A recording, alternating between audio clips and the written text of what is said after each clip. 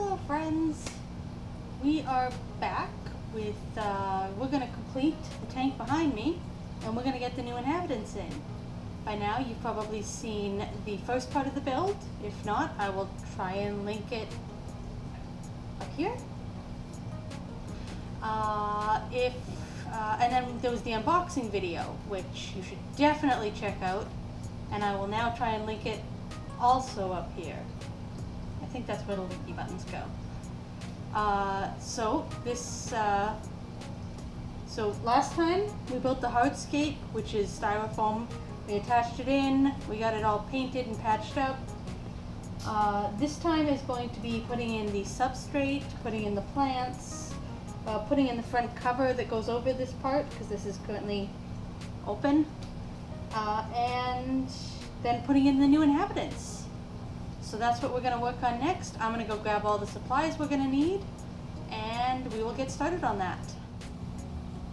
Okay, bringing you closer in to be able to get a better look at the tank. Did have an issue yesterday after recording the first bit of the intro. I sprayed down the entire background because I'm told that something about the Drylock paint tends to hurt plants if you don't rinse it off. So I rinsed it all off, but I did spray my heat bulb, so it shattered. Had to clean up all the glass there and replace it. Right now it has a cheap bulb in it, but before I put the critters in, I'll replace that cheapy bulb with their proper heat bulb. So right now this is just to kind of light it up and give me an idea of what it looks like. Over here I've got the plants for the setup, and over there I have the substrates. So I have some nice natural clay. I'm going to try playing around with that. I've got sand. I have another bag of sand as well, and I've got some dirt, and that's my idea for what I'm going to be using in this. Right now I think what I want to do is I want to put the plants in and get an idea of where they're going to go. I'm actually not even sure if I'm going to be able to use this really big one. I don't know if it fits well. It might go into another tank that I'm working on. So that said, I've got a lot of plants here to figure out. Some, like this air plant, they're going to be kind of stuck to the back wall. Actually, I've got an idea for this one. I'll bring you over to here. You might be able to see where I painted that. It didn't really come out nice. So I'm thinking an air plant, maybe this one would do better. I have to stop and take the tags off of these, but putting something like that there, that would look nice. And it would block the ugly painting of that one.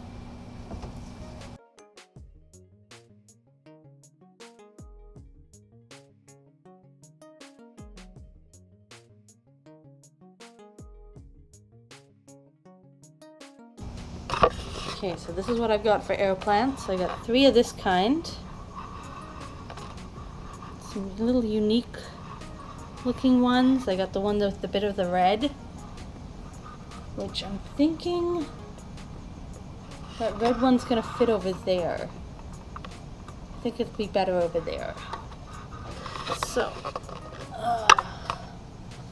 let's start putting these in and see what we look like. Oh, some of the sedum broke off, that's okay. Okay, let's do a tour of my plants. So remember, I kind of want this tank to be heavily planted because you're not going to see the critters very much. So it's going to be lots of plants. Now, that said, this is kind of just an approximate. I'm going to have to put the substrate in, put the branches that I want to have in, and then I can replace the plants and actually attach them in place. But I wanted to see what it was going to look like to give me an idea of what the whole setup might be. For example, I know that I want the water dish kind of over here. I might do a second smaller water dish over here where that one will be like evaporating more. So these guys, Peters Banded Skinks, they are from the Sahel region. So it's like between the Sahara Desert and the savannah.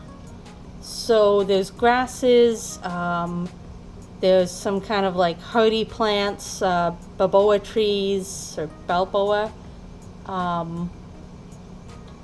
and it gets really heavy rains and then it dries, and then it gets a really heavy rain and it dries. So the things that survive have to be really good at, absorbing the water and then storing it. I don't necessarily think all of my plant choices are correct. I think that some of them will probably end up dying out and I might have to replace them. I'm not a plant expert. This is very much just guesswork and trial and error type thing. So I'm going to, now that I've got that on film showing where they are, I'm going to remove them, remove their tags, and start playing with the substrate to try that out next. Okay, so one of the things I want to do is try messing around with this clay a little bit. I have never used clay as a substrate before, so I'm not sure how it'll deal with having sand and dirt mixed in with it. I think the goal is that, immediately, hand gets filthy. The goal is that it can be mixed with the sand and the dirt and maybe let the animals burrow into it. But I don't know. It's fun to squish. I'm gonna have filthy hands after this. Won't be able to touch the camera. So, gonna get some clay, get some sand and dirt, and see what we end up doing with it. Okay, that's starting to feel, ugh. I mean, it's filthy. Have clay, will water. Don't drop the camera in the water. Ay, ay, ay, Mel. Oh, man. Ricky is not going to be impressed with me. Anyone have a kid they want to send over for some arts and crafts? Can't guarantee the kid would come home clean. I think we found a consistency that kind of works. So I'm going to leave it there and figure out how to turn off the camera with hands that are not ideal for that. Good times. High five. So this is where we're at with the Peters Banded tanks so far. I had Courtney over and we made a clay mix. So we, made the dirt mixed with some of the clay. I really had her mix it all together, get filthy. Unfortunately, I don't have that footage, but basically, yeah, just mixing in a bucket, plopping it all down and gooping it up.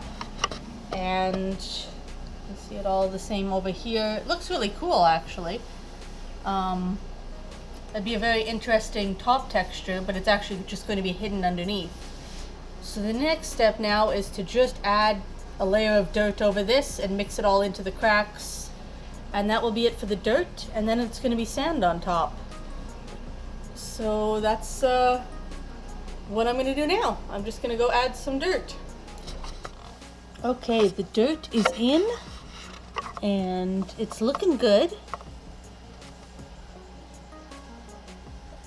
Kind of hides all the nice cracked area down there, but those will produce, I figure the cracks will be really nice for getting water from the top into the bottom because there's a layer underneath. So hopefully it turns out well. And yeah, next step is the sand. Hopefully I have enough sand. Hello friends, I am back with the Peters Banded Skinks, and today is the big day. They're moving in. Unfortunately, not everything has been done. It's kind of been put off. I got the substrate dam up, so I can actually add even more substrate in this one. I gotta get more sand for them. I still want to add a moist hide and maybe do some more edits over there. You'll see there's some new rocks that I got when I was in Saskatchewan. Prairie Aquatics and Exotics had these cool rocks. Because I'm going to have so many in here, I wanted to bring up things that might break up the sight lines. And so that's kind of the goal there.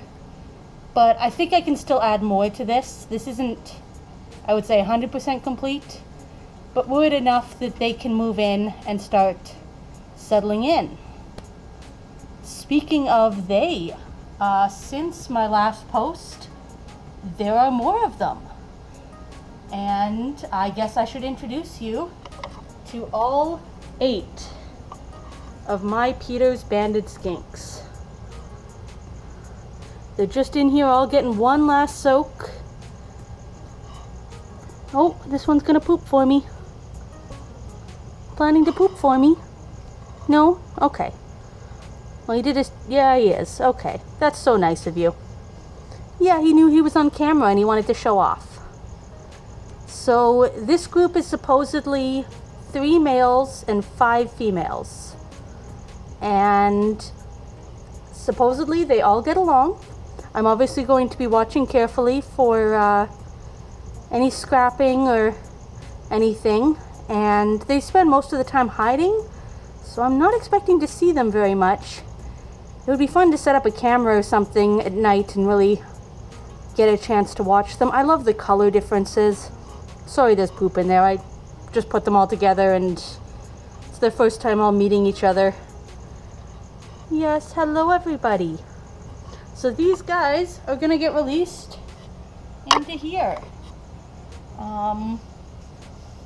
I'm gonna release them. They're probably a little bit cold right now, so I'll release them into the hot side and then they can go wherever they so desire. A little bit stuck. Are you guys ready? Let's come over here and we will start with my little bud. Oh, no, fine. Start with one of the originals then. One of the originals. This is the home I promised you. You would probably be the other original. Yeah, is that you? Maybe?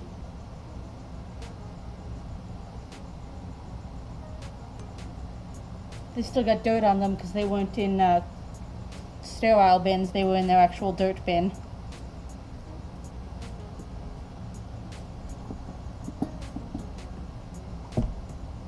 So these 2 big ones, this one here and the next one I'm going to grab, are another long-term captive pair. They've been in captivity now for about a year, thus they're a lot kind of chunkier, looking good. They might all just immediately burrow, and that's fine, that's allowed.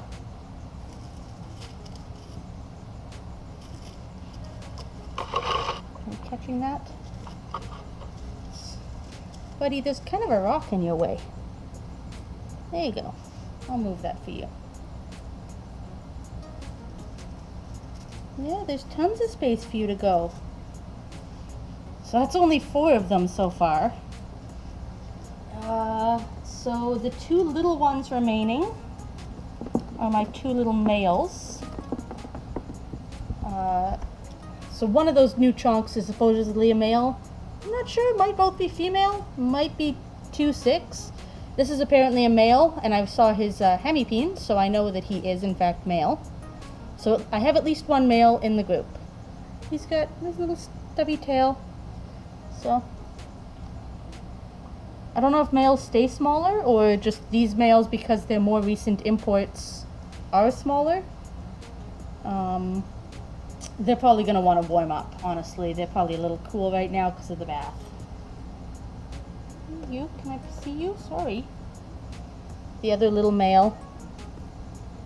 Again, this one has been sexed, so I know I have at least 2 males in here. and there should be several females. Yeah, you can't burrow into the same spot your friend is burrowing. And you are friends, just to let you know. You don't really have a choice.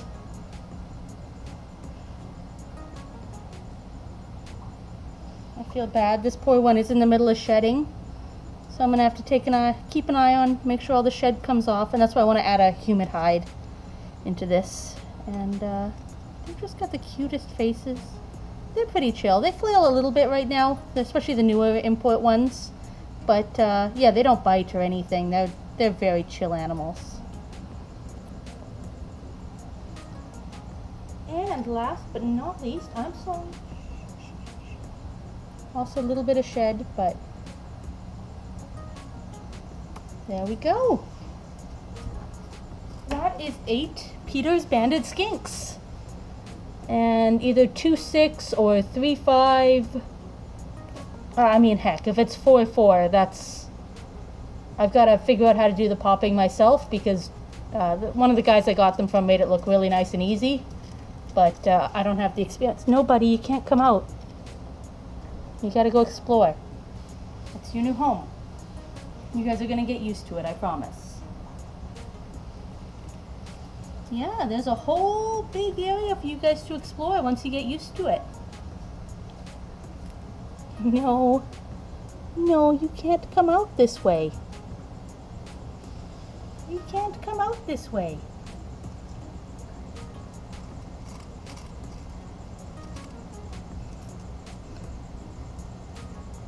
I like that apparently none of them have yet figured out there's another side, but one of them's just basking. I just like watching them.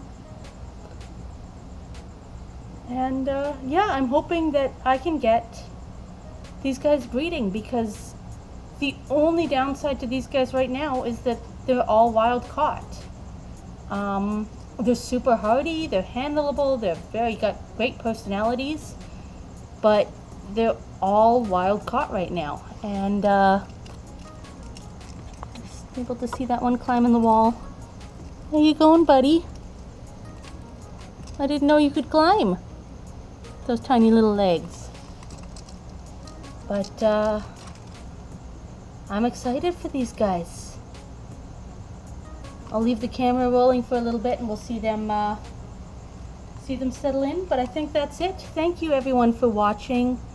And I hope you enjoyed seeing this tank come together. I'm sure I'll do some update videos as these guys settle in, as I update the tank a bit more. And then just as I get used to these amazing new critters. And stay safe, stay sane. Thank you very much, guys. Bye-bye.